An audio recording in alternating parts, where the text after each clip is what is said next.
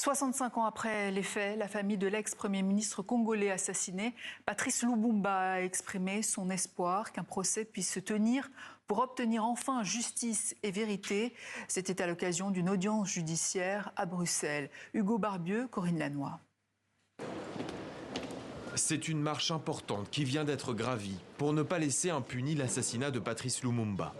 Après des années d'enquête, les enfants et maintenant les petits-enfants de l'ex-premier ministre congolais ont toujours à cœur la même question.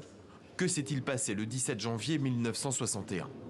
Ça fait donc 65 ans que nous sommes en quête de justice et de vérité. 65 ans, c'est toute une vie et toute la vie de nos parents qui n'ont jamais cessé de chercher à comprendre ce qui s'est passé, à établir des responsabilités dans l'assassinat de leur père.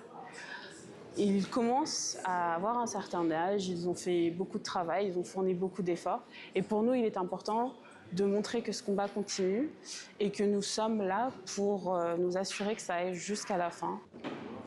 Ce mardi, la Chambre du Conseil de Bruxelles examinait un dossier décisif. Celui du seul homme encore vivant pouvant répondre d'une éventuelle responsabilité pénale. Étienne Davignon, diplomate stagiaire pour la Belgique lorsque Patrice Lumumba est arrêté quelques semaines après l'indépendance du Congo. Il est notamment soupçonné de la détention et du transfert illicite du Premier ministre congolais, alors fait prisonnier. Par la suite commissaire européen et homme d'affaires, Étienne Davignon, aujourd'hui âgé de 91 ans, a toujours clamé son innocence. Mais les descendants de Patrice Lumumba, eux, exigent réparation pour un crime historique.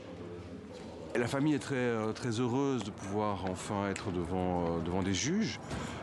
Non seulement parce qu'ils ont perdu un père ou un grand-père, parce qu'il y a beaucoup de petits-enfants qui seront présents aujourd'hui, mais aussi parce que c'est un pas très important vers la réparation par rapport à un crime colonial qui est, je pense, fondamental et fondateur des relations nord-sud au XXIe siècle.